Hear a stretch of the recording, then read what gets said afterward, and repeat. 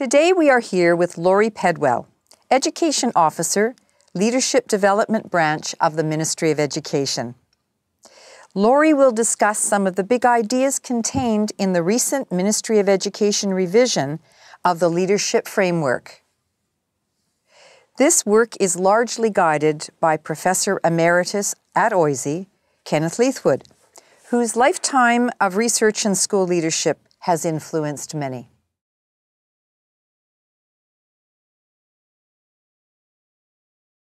The leadership framework describes what good leadership looks like, based on the evidence of what makes a difference to student achievement.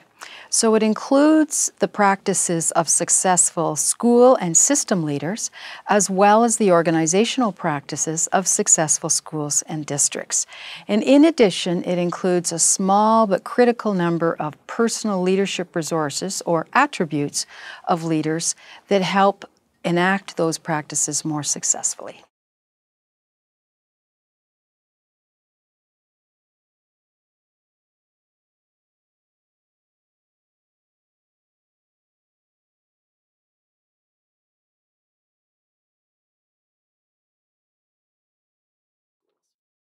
The framework is very much premised on the idea of distributed leadership.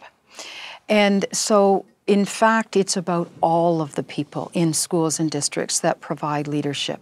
So it's not just about what principals and vice principals do, but what teacher leaders do, and parents as leaders, and sometimes students as leaders as well.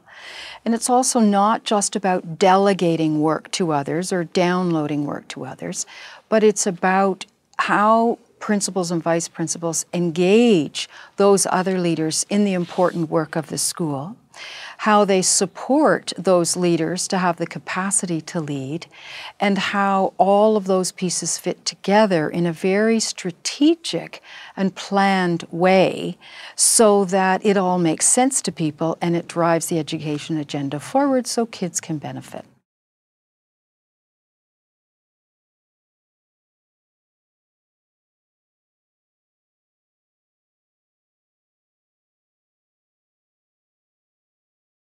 The first thing that principals do when they're successful at distributed leadership is they trust their teachers, and they build that trust over time.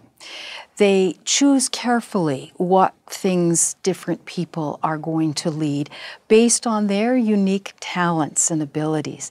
They support them in the work. They make sure that they have whatever professional learning supports they need to be the leader in their area.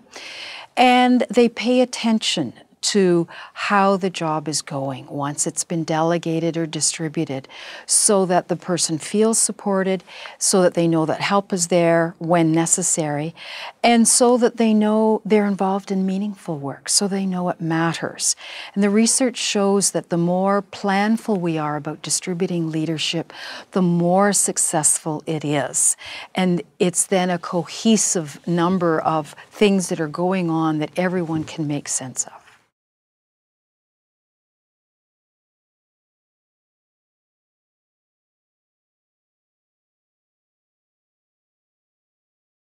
In terms of equity and diversity, which are very important principles to the province of Ontario and this government particularly, it's woven throughout the framework. And so it appears in many places as a lens for thinking about how to lead. So for example, with shared leadership, the research indicates that a really important reason for sharing leadership is that you can share with those parents of diverse and disadvantaged families whose voices may not be typically heard. And the skillful principal will find a way of hearing those voices. The research shows that that actually improves outcomes for those kids who are in the most need of help from their schooling system. So it's really important that we have that view of diversity. It means that principals need to be very aware of the religious, cultural, and economic diversity in their communities. They need to lead with that in mind. They need to set a standard for their teachers that we provide assistance to all students and we provide additional assistance to those students who need it the most. So we're always paying attention to that diversity lens. One of the things that happens when we share leadership broadly across the school, not only with teachers but with any others who are stakeholders in our work, is that you have the opportunity to build collective efficacy across all of the people. This is particularly important for teachers because the research shows that collective efficacy is a really important factor in successful outcomes for teaching and for learning. It's even more important than individual efficacy. It's sometimes even more important than whether people actually have the capacity to do the work, but if they believe collectively that together they can solve whatever problems are there. And that becomes particularly important when you're tackling problems where the solutions are unknown at the outset, and you're going to rely on people to work together and have a sense of optimism about doing it as a collective. It also means that the group of staff together know that they have supports all around them in the other teachers that are working with them, and they can make huge strides in supporting their students if that's the case.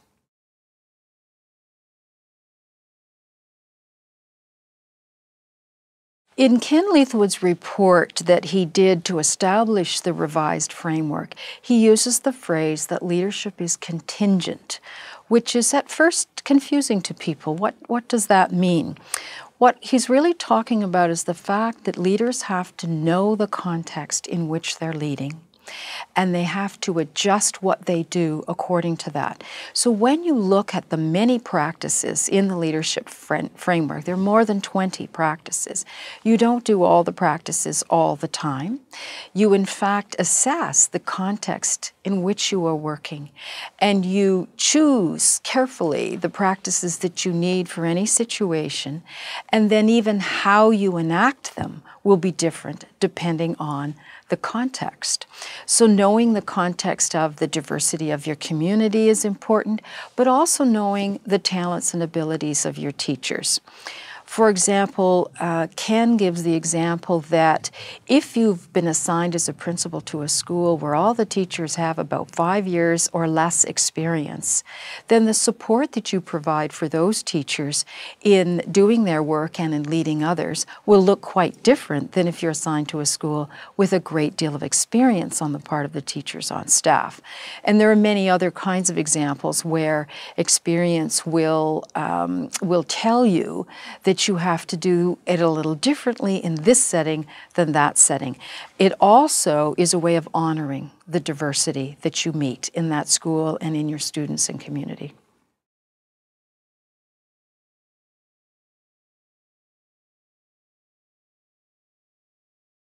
There are a lot of discussions about leadership and management. You can buy books that tell you about one or the other. Ken makes the point that we take an integrated approach to leadership and management, and trying to distinguish the two is actually not a very productive exercise, because in fact it's not the way principals operate. When you follow a principal around in their day and you look at the things they spend time on, if you were to try to say that's a management task, that's a leadership task, you wouldn't be able to do it. It's very integrated because that's the nature of the work. And in fact, it turns out that the most skillful principals are the ones who can take the most mundane managerial task and do it in a way that it's actually serving the broader purpose they have about student achievement. So the example we sometimes give is timetabling. That can be seen as a very administrative task. You've got to get it done. You've got to have all the students in classrooms with a teacher there. Everything has to work within the school day. That's a management task.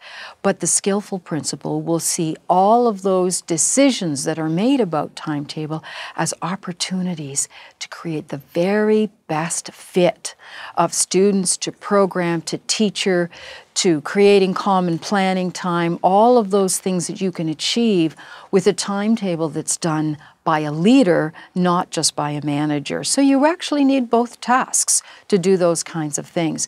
And the more that they're integrated, the more successful the outcome.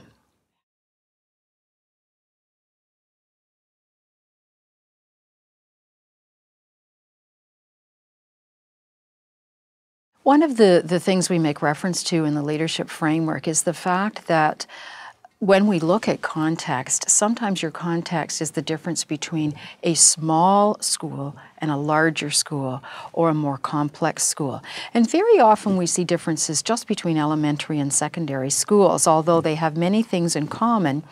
When you're in a smaller school, you are, as the leader, the principal. Often you don't have a vice principal, you don't have a lot of other formal leaders, so you are enacting the leadership practices directly yourself. You're responsible for most of them, and you will manage it yourself in that way. Whereas in a larger school, perhaps a secondary school, you may have several vice principals, you have department heads and a number of other teacher leaders, and you couldn't possibly enact all of the leadership practices yourself. You can't do the whole role yourself. So you're often in the position of distributing that leadership or delegating tasks. But we think of that as indirect leadership because you don't just trust and ignore, nor do you micromanage, but you in fact pay attention to the things that you've delegated in a way that you can ensure they're going to operate correctly and be part of the bigger whole. So you are still leading, but you are leading indirectly and finding that balance between support and pressure, between paying attention and not micromanaging.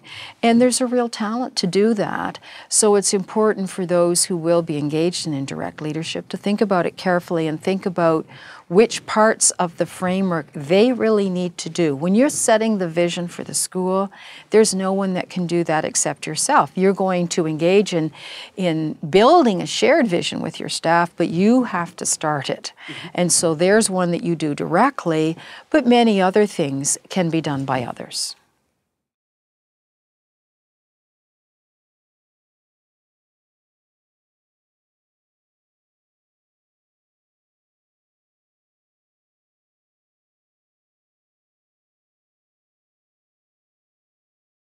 One of the unique additions to the framework is the personal leadership resources, which was found through research to be an important part of how practices are enacted. They'll be more successfully enacted if we pay attention to these personal leadership resources, the first of which is cognitive. And that comprises two parts. One is problem-solving expertise, and the other is the knowledge about school and classroom conditions that really promote good teaching and learning. In fact, the research shows that expert principals are expert problem solvers. And in fact, they draw upon what we think of as tacit knowledge in making a myriad of decisions throughout the day without even perhaps realizing the knowledge they're drawing upon. That knowledge is acquired over time through experience, and it allows the principal to almost respond instinctively, but it's really based on a body of knowledge that they've built up over time. So they're able to identify what the problem is fairly quickly. They can determine whether it's similar to problems they've seen before. They can think of all the aspects of problem solving and fairly quickly come to some kind of solution to that problem. So that's a really important cognitive resource that expert problem solvers bring to the table. And in fact, you don't become an expert problem solver just by being on this earth for a number of days. In fact, it has to do with being reflective about your practice, being not afraid of making mistakes because you know that you can learn from those mistakes, and being very open to learning. All of those are prerequisites to becoming expert problem solvers. The other part of the cognitive resource is the knowledge of classroom conditions that make the difference. And that really has to do with the kinds of things that principals learn often from being teachers and teacher leaders. They learn a great deal about literacy strategies and numeracy strategies and assessment strategies. And they read research and begin to understand what the highest yield strategies are, and that's an important piece for them to bring to the table as well. The second category of personal leadership resources that that's included are social resources, and these are the ones typically thought of around emotional intelligence, which people are quite familiar with. But when Ken included the social resources, he selected 3 because this is where the most robust research base is found. So we can be quite confident that these are really important to leadership. So the first one is about perceiving emotions in others. The second one was about managing emotions, both others and oneself. And the third one is acting in emotionally intelligent ways. So these are important, and they're tricky.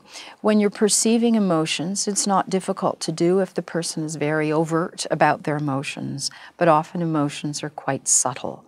And the expert principal will be well aware of all of the signals that someone is in some level of distress that needs to be addressed, whether that's in one-to-one conversations or in meetings where you have a whole series of people experiencing different kinds of emotions, particularly if there's a problem or an issue on the table that has value-laden issues.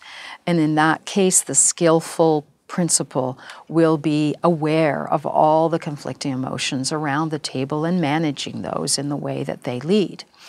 And finally, acting in emotionally intelligent ways. We are certainly learning now for distributed leadership, it's very much about being aware of how people are feeling and what will make the difference to them. Often it's how we do something as much as what we do. And that's what emotional intelligence is about. And we're learning, because leading is very high intensity in terms of the people work, then being emotionally intelligent is really going to be helpful to you.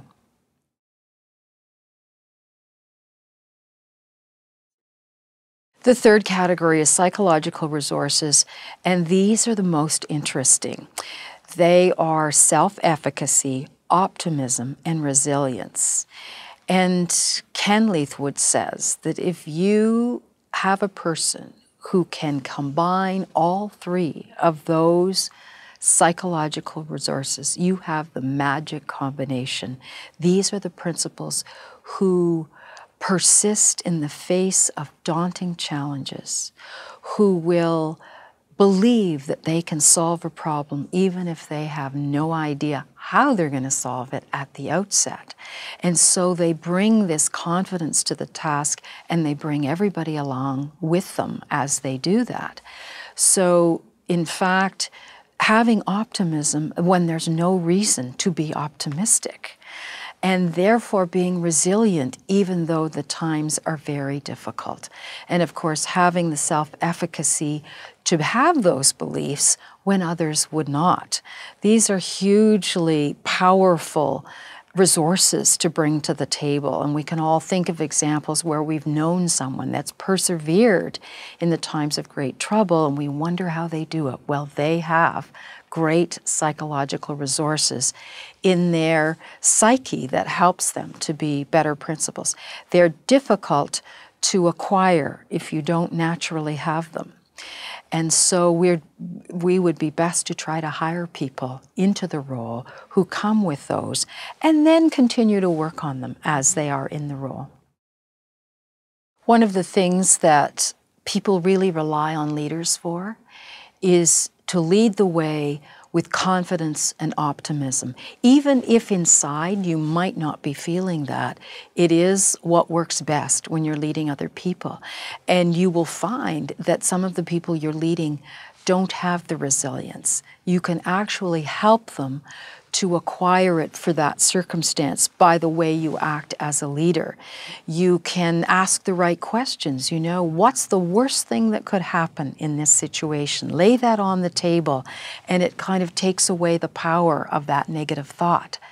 And so very often principals find themselves in situations where they have to be the one that can inspire that kind of resilience and optimism in others. It really makes a difference if your principal comes in and says, this is just a horrible thing we've been asked to do. We're never going to be able to do it. I can't believe the board, the ministry, whomever gave us this task to do. Compared to coming in and saying, you know, we have this task, and together I'm confident that we can find the solution to it. That makes such a difference to people when they hear that. And so, in fact, whenever we can have people that can bring that to the task as many days as possible, it makes a difference. One of the things I think is really important to understand is that we now have a revised framework, which is based on the very latest research, and it's streamlined, so it's actually even more user-friendly. But it provides a language and an evidence base that's just what we need to lead in very complex times that we find ourselves in.